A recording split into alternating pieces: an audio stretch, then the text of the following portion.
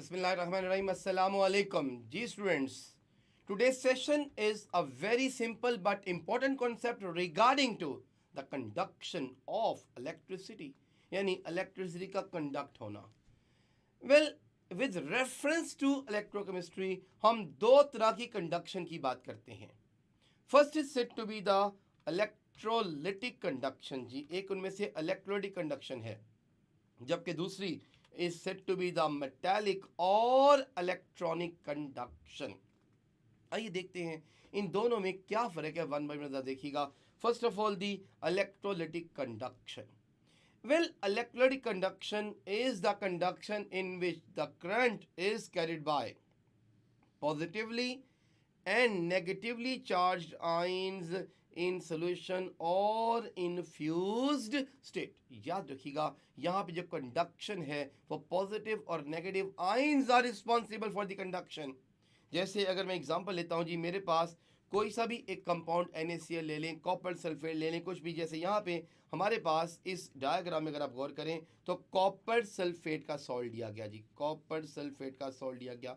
अब यहाँ पे देखिएगा, in the solution state there will be present the copper ions as well as the sulphate ions. तो यहाँ पे जो कंडक्शन हो रही है इलेक्ट्रिसिटी की is due to these free ions. This is called as the electrolytic conduction. एक बड़ी ही इंपॉर्टेंट बात आपने यहाँ पे याद रखनी है. The electrolytic conduction is done by the electrolytes. और बेटा इलेक्ट्रोलाइट्स क्या होते हैं? Electrolytes are those substances, those species that when dissolved in water or when they melt, they dissociate, they ionize into their ions. अपने ions में convert हो जाएं और साथ ही साथ इनमें से जब करंट पास हो तो ये इसको इलेक्ट्रिसिटी को कंडक्ट करें due to these free moving ions. इनमें आयंस की वजह से कंडक्शन है. So in electrolytes they conduct electricity due to free ions. और एक बात याद रखिएगा, जब भी इन फ्री आयंस में से करंट पास होता है तो फौरी तौर पर रिएक्शन हो जाता है. मींस कि इलेक्ट्रोलिटिक कंडक्शन एक केमिकल चेंज है. कैसी चेंज है बेटा जी? दो आयंस होंगे, एक पॉजिटिव एक नेगेटिव. पॉजिटिव आयंस कैथोड पर जाएंगे, नेगेटिव आयंस एनोड पर जाएंगे. और याद रखिएगा, जब पॉजिटिव आयंस कैथोड पे जाएंगे तो वहां पे इनकी रिडक्शन हो जाती है. नेगेटिव आयंस एनोड पे जाएंगे, वहां इन पे ऑक्सीडेशन हो जाएगी. So the oxidation reduction reaction takes place here. It means it is basically a chemical change. और इस केमिकल चेंज को अगर मैं ओवरऑल नाम देता हूं, the overall name of this chemical change is said to be a redox reaction change. So this is basically the electrolytic conduction. On the other hand, जरा आइए ये इलेक्ट्रॉनिक या मेटालिक कंडक्शन क्या होती है. Metallic conduction is the conduction by the metals.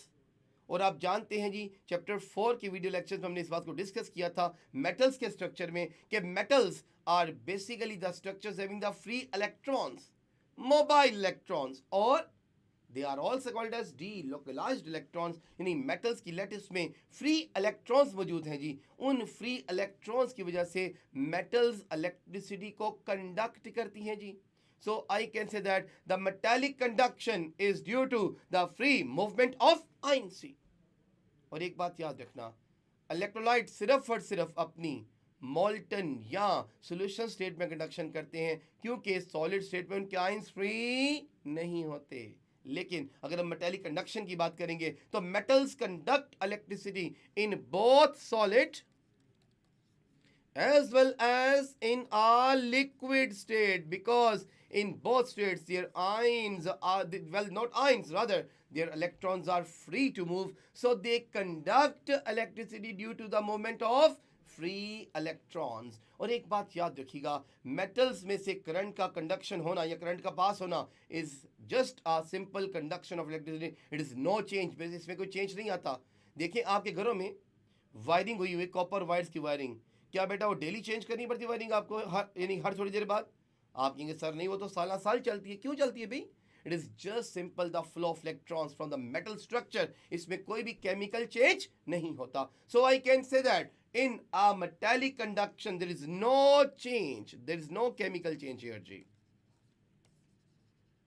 ना इनमें कोई फिजिकल चेंज आती है ना इनमें कोई केमिकल चेंज आती है, rather just this is a flow of electrons.